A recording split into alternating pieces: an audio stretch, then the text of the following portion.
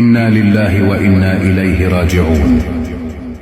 Avez-vous déjà entendu dire que l'ange de la mort observe nos visages à plusieurs reprises au cours d'une journée? Mais lorsqu'arrivera le moment de notre départ, comment apparaîtra-t-il et quels sentiments nous envahiront? Comment la vie de cet ange, qui emporte celle de tous, sera-t-elle prise à son tour? Je vais vous révéler des faits sur l'ange de la mort qui vous paraîtront presque incroyables.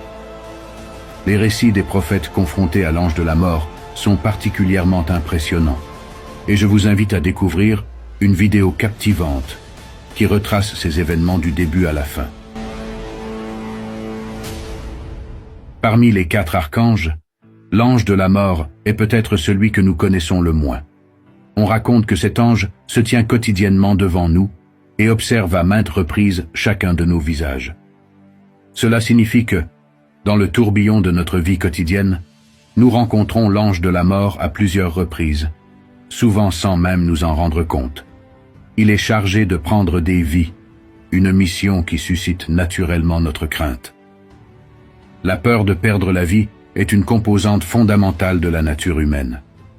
Lorsque Dieu a confié à l'ange de la mort la tâche de prendre des vies, ce dernier s'est inquiété que les gens le perçoivent négativement, qu'ils ne l'aiment pas, et qu'il lui en veuille pour sa mission. Pourquoi l'ange de la mort a-t-il été choisi comme l'un des 4 grands anges? Quelle était la raison de lui confier cette tâche? Nous savons tous qu'Adam alayhi salam, le premier homme, a été créé à partir de la terre. Avant la création d'Adam, Allah Azza wa Jalla a envoyé l'ange Gabriel pour qu'il apporte de la terre de notre monde. Quand Gabriel est allé prendre la terre qui serait utilisée pour créer Adam, la terre l'a supplié. Ne prends rien de moi, je t'en prie, car parmi ceux qui seront créés à partir de moi, certains désobéiront à Allah Azza wa Jalla et iront en enfer. Je ne veux pas qu'une partie de moi aille en enfer. Je t'en supplie, ne prends rien de moi. Face à cela, Gabriel est retourné sans prendre de terre. Ensuite, Allah Azza wa Jalla a envoyé l'ange Michaël. La terre a également supplié Michaël, qui est également reparti sans rien prendre. En 3e lieu, Allah Azza wa Jalla a envoyé l'ange Raphaël. La terre l'a supplié, aussi. Il a été contraint de repartir sans prendre de terre. Enfin, Allah Azza wa Jalla a envoyé l'ange de la mort. La terre l'est supplié. Je cherche refuge en Dieu contre toi qui m'enlève quelque chose qui me rend mauvais. L'ange de la mort n'a pas écouté et a répondu. Moi aussi, je cherche refuge auprès de Allah Azza wa Jalla de ne pas accomplir son commandement. Et a pris la terre. Et c'est de cette terre qu'Adam a été créé. Allah Azza wa Jalla a alors déclaré à l'ange de la mort: Ô ange de la mort, puisque tu as apporté la terre à partir de laquelle Adam a été créé, je te confie également la tâche de prendre la vie des descendants d'Adam. L'ange de la mort a alors répondu: Ô mon Seigneur, tous les humains me deviendront hostiles. Ils me détesteront. Allah Azza wa Jalla lui a répondu: Ne t'inquiète pas, ange de la mort.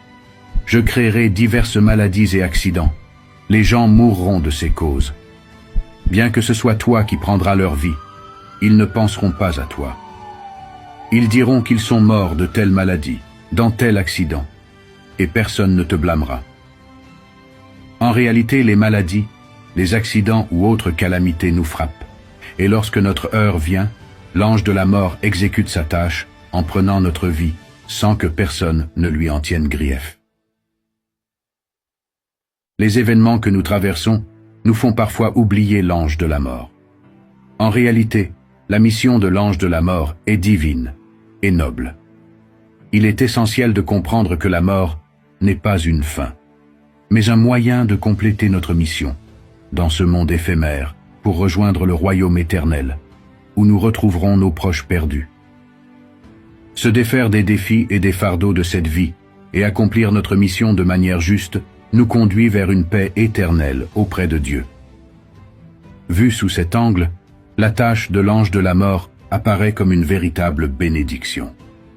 Cependant, en tant qu'êtres humains, nous venons au monde en pleurant, et nous le quittons en laissant derrière nous des larmes.